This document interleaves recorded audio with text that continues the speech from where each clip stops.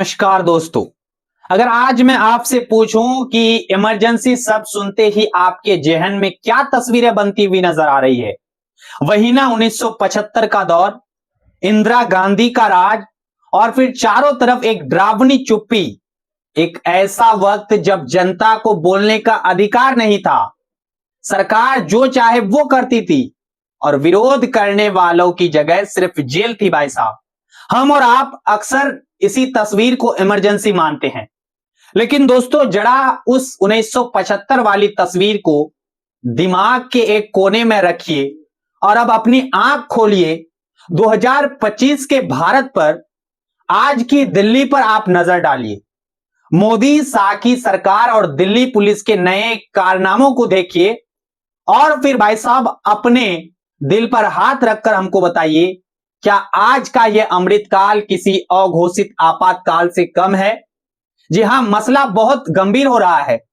ऊपर से सब शांत दिखता है, लेकिन जब आप पर्दे हटाएंगे तो आपको लोकतंत्र का दम घुटता हुआ महसूस होने लग जाएगा। आज हम बात करेंगे कि कैसे दिल्ली में जनता की आवाज को दबाने का एक नया सरकारी फरमान जारी हुआ है, और बात करेंगे बिहार की, जहां एक केंद्रीय मंत्री बड़े मंच से कबूल रहे हैं कि हां, हम डीएम को फोन करके चुनाव के नतीजे बदल देते हैं। और बात होगी कर्नाटक की, जहां नफरत फैलाने वाले के लिए एक नया कानून बन रहा है। इन सब पर एक दम देसी और तगड़ी चर्चा करेंगे। सबसे पहले भाई साहब शुरुआत करते हैं दिल्ली की। इमरजेंसी में क्या होता हुआ नजर आता था? यही ना कि आप सरकार के खिलाफ मुंह नहीं खोल सकते। अब जरा आज का हाल देखिए। संसद में मनरेगा को लेकर एक बहुत बड़ा फैसला हुआ। करोड़ों मजदूरों के पेट पर लात मारने वाली नई व्यवस्था लागू कर दी गई। जाहिर है लोग परेशान होंगे, विरोध करेंगे। जब इस फैसले के खिलाफ कुछ संगठन और विपक्ष के सांसद जंतर मंतर पहुंचे तो पुलिस क्या किया? वहां सिर्फ 5 सांसद थे। जी हां, कोई हजारों की भीड़ नहीं, मात्र 5 माननीय सांसद। एक कांग्रेस का, 2 डीएमके के और 2 लेफ्ट के भाई साहब। लेकिन पुलिस ने उन्हें भी वहां खड़े नहीं होने दिया, जबरन हटा दिया गया। और कारण क्या बताया? दिल्ली पुलिस ने एक फरमान दिखाया कि भाई साहब, अगर आपको प्रदर्शन करना है तो 10 दिन पहले नोटिस देना होगा। अब जरा इस 10 दिन वाले नियम के पीछे का खेल को समझिए। मैं आपके सामने इस खेल की सच्चाई को रखना मुनासिब समझूंगा। यह वही सरकार है जो रात के 8 बजे टीवी पर आती है और मात्र भाई साहब 4 घंटे का नोटिस देकर नोटबंदी कर देती है। पूरे देश लाइन में लग जाता है भाई साहब। यह वही सरकार है, मैं आपको याद दिलाना चाहूंगा, जो कुछ घंटों के नोटिस पर पूरे देश में लॉकडाउन को लगा देती है। संसद में भाई साहब मनरेगा जैसा कानून बदलने के लिए इन्हें कुछ घंटों की बहस काफी लगती है। यानी सरकार आपकी जिंदगी बदलने वाले फैसले मात्र 2 घंटे में ले सकती है। लेकिन अगर आपको उस फैसले से तकलीफ है तो अपना दर्द बताने के लिए भाई साहब, यानी कि रोने के लिए, आपको 10 दिन पहले अर्जी लगानी होगी। क्या यह मजाक नहीं है साहब? आप 10 दिन बाद मारिएगा, अभी हमने रोने का परमिशन नहीं ली है। इसके पीछे गहरा मनोविज्ञान है, समझिए आप। विज्ञान कहता है कि गुस्सा हो या फिर आवेश या आक्रोश कुछ पलों का ही होता है। सरकार यही चाहती है कि आपको 10 दिन की कूलिंग पीरियड दे दिया जाए। इन 10 दिनों में ये तो आपका भाई साहब गुस्सा ठंडा हो जाएगा, या फिर पुलिस प्रशासन भाई साहब आपके नेताओं को चुन चुनकर डरा देगा, धमका देगा या नजर बंद कर देगा। मतलब विरोध शुरू होने से ही पहले ही खेल को सेट कर दिया जाएगा। खाता ना बही, जो फरमान कहे वही सही। जनता के अधिकार कुचले जा रहे हैं और सरकार हमारी छाती पर मूंग डाल रही है भाई साहब। अगर यह सामान्य हालत है तो फिर इमरजेंसी क्या थी? विपक्ष की हालात को आप देखिए।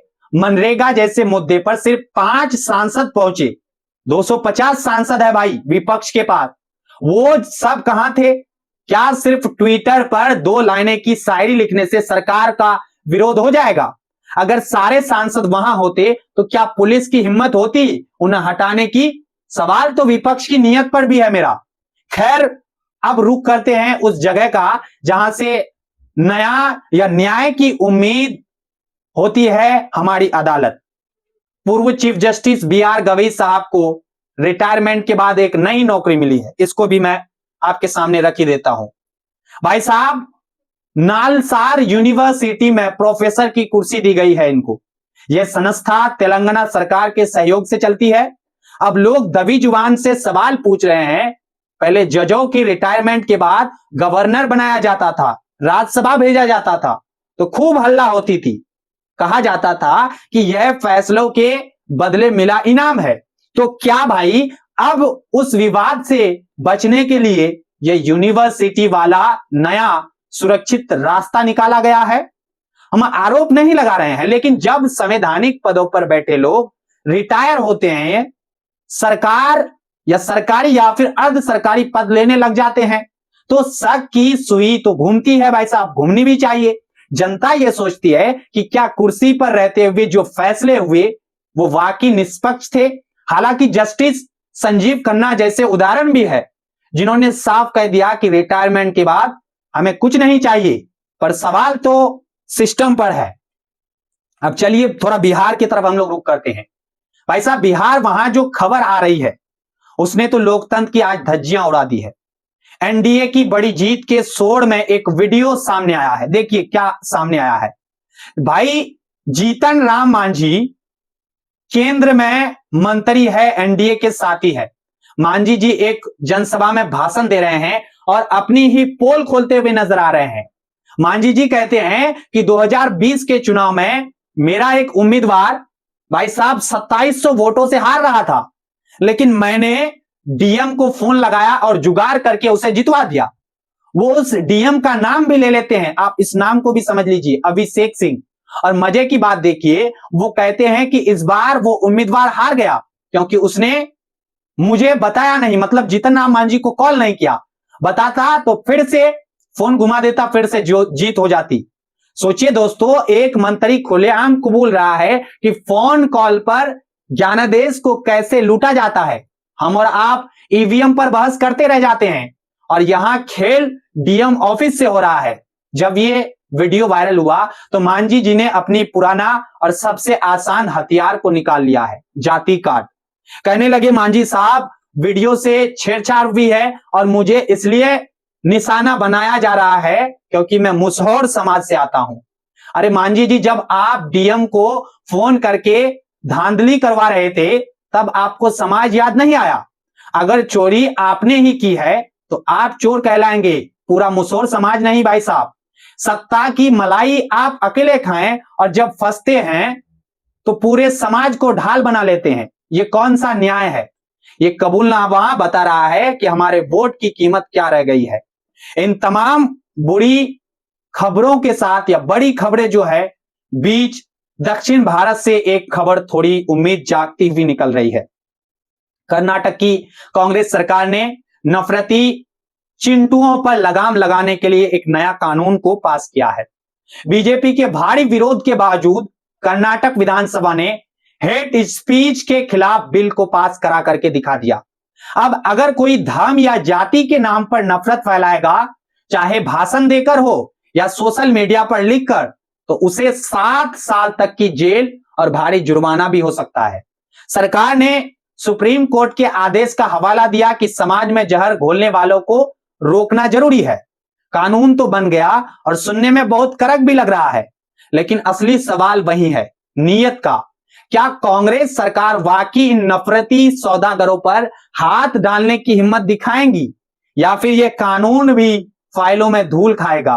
क्योंकि कानून बनाना आसान है, लेकिन उसे लागू करने के लिए रीढ़ की हड्डी को भाई साहब मजबूत रखनी होती है। तो दोस्तों, कुल मिलाकर तस्वीरें यही बन रही है। दिल्ली में जनता को कहा जा रहा है कि रोने से पहले 10 दिन पहले आपको नोटिस देने होंगी। बिहार में मंत्री बता रहे हैं कि चुनाव तो फोन से मैनेज होता हुआ नजर आ रहा है। जजों के रिटायरमेंट के बाद पद भी मिल रहे हैं और भाई साहब कर्नाटक में नफरत के खिलाफ कानून बन रहा है जिसका असर देखना अभी बाकी है। आप खुद सोचिए, क्या हम वाकई एक स्वस्थ लोकतंत्र में जी रहे हैं, या ये सब भाई चंगासी का एक छलावा है? क्या आज का दौर इमरजेंसी से कम है? इस पर आपकी क्या राय है, कमेंट बॉक्स में जरूर लिखिएगा, क्योंकि आपकी चुप्पी ही इनका सबसे बड़ा हथियार है। अगर आपको ये बेबाक और देसी विश्लेषण आपको पसंद आया हो तो भाई साहब चैनल सब्सक्राइब कर लीजिए और इस वीडियो को शेयर करके दूसरों को भी जगाइए। फिर मिलते हैं हम आपके साथ अगली खबर के साथ। तब तक के लिए हमें दीजिए आप सभी इजाजत। जुड़ने के लिए आप सभी का बहुत बहुत धन्यवाद।